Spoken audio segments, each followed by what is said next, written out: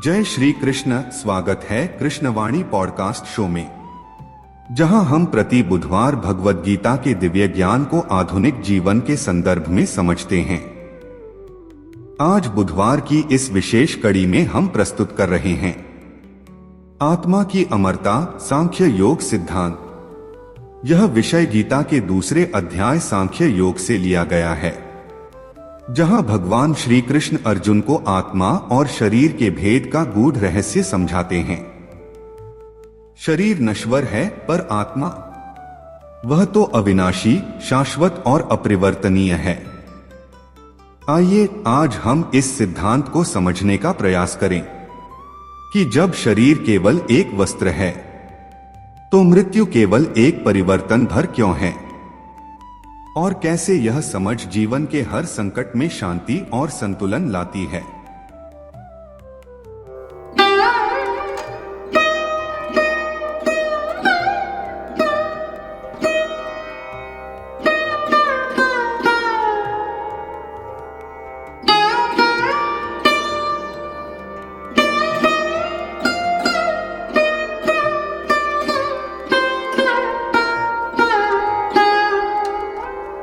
स्वागत है। आज हम भगवद गीता के एक बहुत ही कह सकते हैं आधारभूत विषय पर बात करने वाले हैं, सांख्य योग। और इसमें भी खास तौर पर हम आत्मा की अमरता और शरीर की नश्वरता को समझने की कोशिश करेंगे। वो ज्ञान जिसने कुरुक्षेत्र में अर्जुन का नजरिया ही बदल दिया था। हमारे पास जो स्रोत है कृष्णवाणी श्रृंखला का खंड 3 सांख्य योग, उसमें से कुछ अंश हैं जो इसी पर केंद्रित हैं। तो आज हमारा इरादा है कि इन अंशों का सार समझें कि भाई ये आत्मा और शरीर का भेद है क्या, और श्री कृष्ण ने ये ज्ञान अर्जुन को ठीक उसी मुश्किल घड़ी में क्यों दिया, इसका क्या महत्व था। चलिए तो इस गहरे विषय को थोड़ा खोलते हैं। ये सिर्फ दर्शन की बात नहीं है, ये जीवन और मृत्यु को देखने का एक बिल्कुल अलग तरीका है जो आज भी उतना ही प्रासंगिक है। तो सबसे पहले सांख्य योग जैसा हमारे स्रोत बताते हैं, आत्मा और शरीर में एक साफ लाइन खींचता है। शरीर ये क्या है?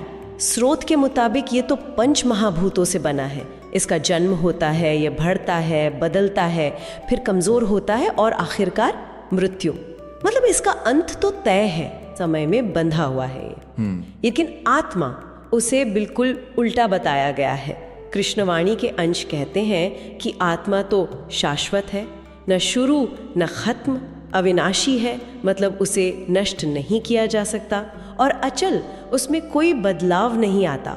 वो हमेशा से है, हमेशा रहेगी, एकदम शुद्ध, अमर। शरीर बने बिगड़े, आत्मा पर कोई असर नहीं।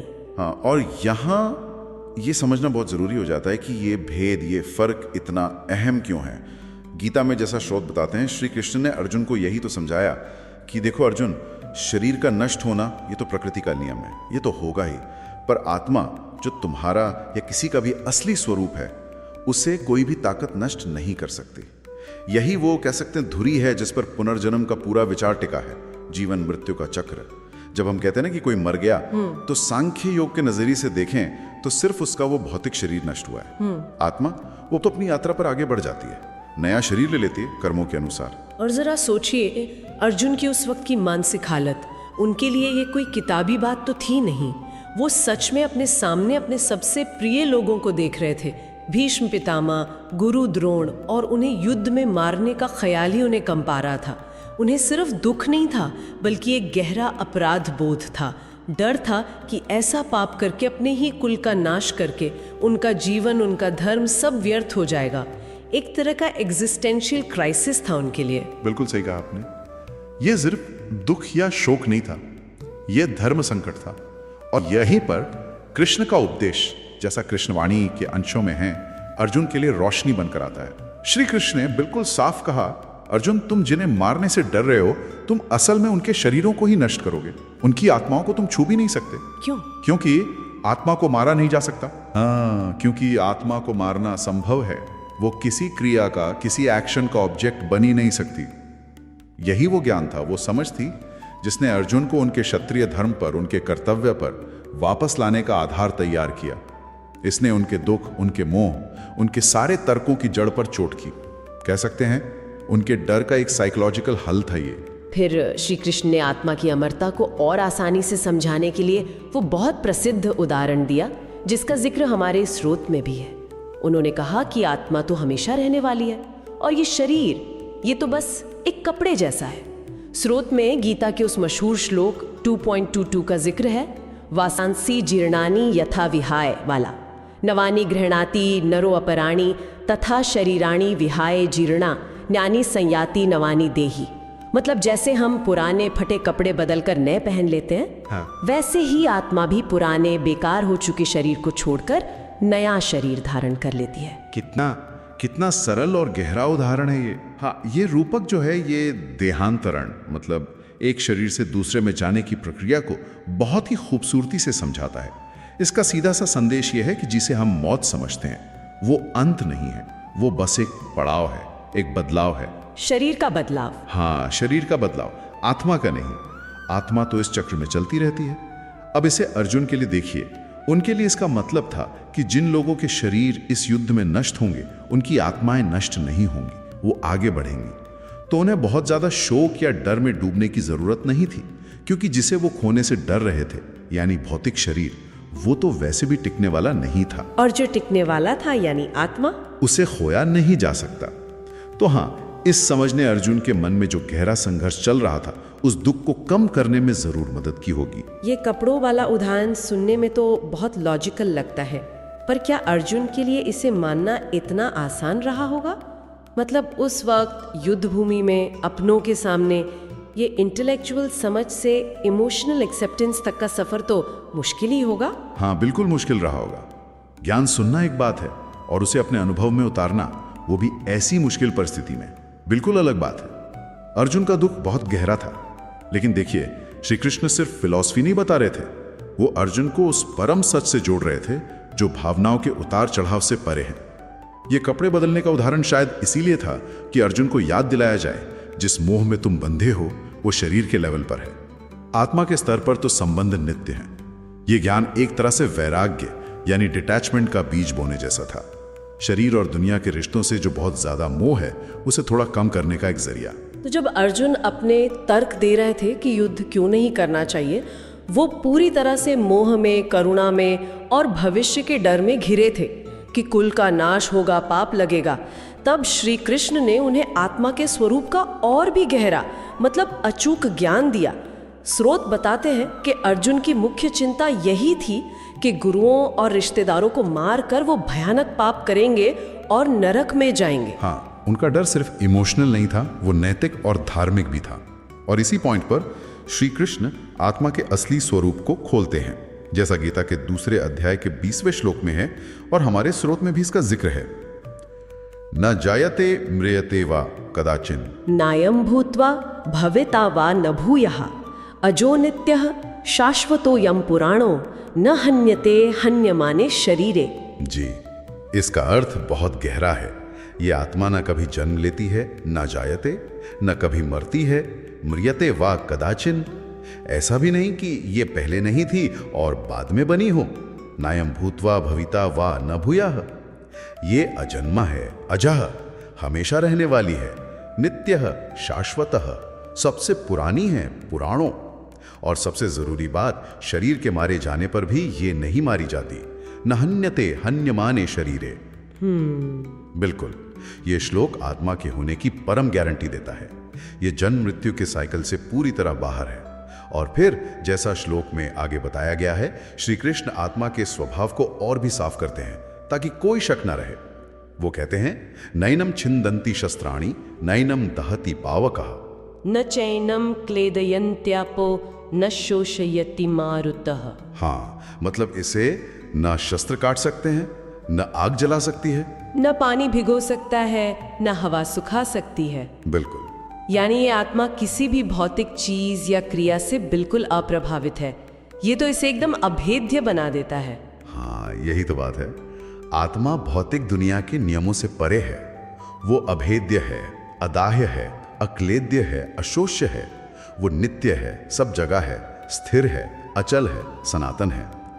श्री कृष्ण ये सब इसलिए बता रहे थे ताकि अर्जुन समझें कि जिस हिंसा या हत्या से वो डर रहे हैं वो तो सिर्फ शरीर के स्तर पर होती है। आत्मा के लेवल पर कोई हिंसा हो ही नहीं सकती, क्योंकि आत्मा का स्वभाव ही ऐसा है कि उसे चोट पहुंचाई ही नहीं जा सकती।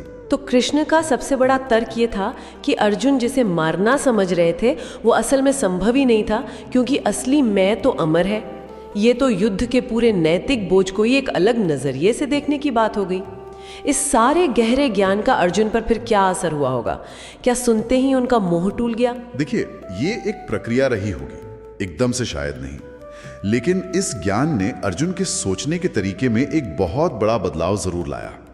उन्हें यह साफ समझ आया कि युद्ध में जो मृत्यु होगी वो सिर्फ शरीरों का बदलना है, आत्मा का अंत नहीं। आत्मा तो अजर अमर है, वो हमेशा रहेगी। श्री कृष्ण ने उन्हें यही समझाया कि देखो, तुम शरीर नहीं हो, तुम आत्मा हो, और जिनसे तुम लड़ रहे हो वो भी असल में आत्मा ही है।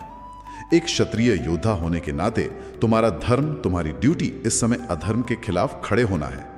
तो इस परम सत्य को समझो, मोह और डर से ऊपर उठो और अपना कर्तव्य निभाओ।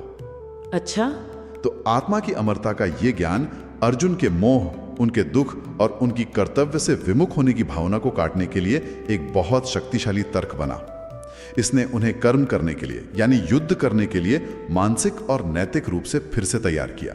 यह उनके कॉन्फ्लिक्ट का समाधान था। ये तो साफ है कि अर्जुन के लिए उस खास सिचुएशन में ये ज्ञान कितना जरूरी था। लेकिन अब सवाल ये है कि इस सब का मतलब आज हमारे लिए क्या है? क्या ये आत्मा की अमरता और शरीर की नश्वरता का ज्ञान सिर्फ कुरुक्षेत्र तक ही सीमित था, या इसका कोई मतलब आज भी है सबके लिए? नहीं, बिल्कुल नहीं। जैसा स्रोत भी इशारा करते हैं, यह ज्ञान सिर्फ अर्जुन के लिए या उस जमाने के लिए नहीं था। यह हर इंसान के लिए हर समय में प्रासंगिक है। क्यों? कैसे? क्योंकि ये हमें जीवन की दो बुनियादी सच्चाइयों में फर्क करना सिखाता है। एक जो अस्थायी है, बदलने वाला है, जैसे हमारा शरीर, हमारी दुनियावी चीजें, रिश्ते, हालात, और दूसरा जो शाश्वत है, हमेशा रहने वाला है, यानी हमारी आत्मा, हमारा असली स्वरूप। ये सिर्फ कोई दूर की फिलॉसफी नहीं है, ये तो जीवन की मुश्किलों जैसे दुख, नुकसान, हार और यहाँ तक कि मौत का सामना करने के लिए एक प्रैक्टिकल ढांचा देता है। अगर हम इसे आज की जिंदगी में देखें तो ये ज्ञान हमें जिंदगी के अनगिनत उतार चढ़ावों में, संघर्षों में अपनी उस अंदरूनी स्थिरता को, उस आत्मा की सच्चाई को पहचानने में मदद कर सकता है। यह हमें अपनी जिम्मेदारियों को निभाने की प्रेरणा दे सकता है, बिना नतीजों से बहुत ज्यादा जुड़े या हारने के डर से। बिल्कुल वैसे ही जैसे अर्जुन को मिली। हाँ, बिल्कुल वैसे ही जैसे इसने अर्जुन को युद्ध के मैदान में अपना कर्तव्य निभाने की ताकत दी। यह हमें मोह और डर के बंधनों से ऊपर उठकर एक ज्यादा संतुलित, एक ज्यादा उद्देश्यपूर्ण जीवन जीने का नजरिया दे सकता है। तो इसका मतलब ये तो नहीं कि हमें दुनिया, रिश्ते, जिम्मेदारियां सब छोड़ देनी चाहिए? नहीं, बिल्कुल नहीं। गीता तो कर्म योग का भी संदेश देती है। यह ज्ञान हमें भागने वाला नहीं बनाता, बल्कि ये हमें सही नजरिए से जीना सिखाता है। ये कहता है कि अपना काम करो, अपनी जिम्मेदारियां निभाओ, जीवन में पूरी तरह भाग लो, लेकिन ये याद रखो कि तुम इस शरीर और इस दुनिया की अस्थायी चीजों से कहीं ज्यादा हो। तुम्हारी असली पहचान वो शाश्वत आत्मा है। इस समझ के साथ जब हम काम करते हैं तो हम नतीजों से बहुत ज्यादा मोह, अहंकार या गहरे दुख से बच सकते हैं। अच्छा, हम ज्यादा समभाव से, इक्वानिमिटी से जीवन की चुनौतियों का सामना कर सकते हैं। ये बिना आसक्ति के कर्म करने का रास्ता दिखाता है। तो आज हमने सांख्य योग के नजरिए से आत्मा और शरीर के इस बेहद जरूरी भेद को समझने की कोशिश की, जैसा कि हमारे स्रोत कृष्णवाणी के अंशों में बताया गया है। जो मुख्य बात बार बार सामने आई वो यही है कि आत्मा अमर है, शाश्वत है, अविनाशी है, जबकि ये शरीर जिसमें हम हैं ये नश्वर है, अस्थायी है, बदलता रहता है, बिल्कुल पुराने कपड़ों की तरह। और श्री कृष्ण ने अर्जुन को ये गहरा ज्ञान युद्ध भूमि के उस मुश्किल मोड़ पर इसीलिए दिया ताकि वो अपने उस वक्त के मोह, डर, दुख और कर्तव्य को लेकर जो उलझन थी उससे ऊपर उठ सकें। उन्हें ये समझाना था कि जिसे वो अंत समझ रहे हैं वो सिर्फ एक बदलाव है। ये ज्ञान हमें सिखाता है कि मृत्यु केवल शरीर का अंत है, आत्मा की यात्रा का नहीं। आत्मा तो अपनी यात्रा पर आगे बढ़ती है। और अंत में हमेशा की तरह एक विचार सबके सोचने के लिए छोड़ जाते हैं। अगर हम इस विचार को सच में गहराई से अपना लें कि आत्मा अमर है और शरीर बस एक अस्थायी कपड़ा है, तो हमारे जीने के तरीके पर इसका क्या असर पड़ेगा? हमारे रिश्तों को देखने का नजरिया, कामयाबी नाकामयाबी को तौलने का पैमाना और सबसे बढ़कर खुद अपनी या अपनों की मृत्यु का जो डर है, क्या वो बदल सकता है? ये समझ हमारे रोजमर्रा के फैसलों और बर्ताव को कैसे बदल सकती है? इस पर जरूर सोचिएगा।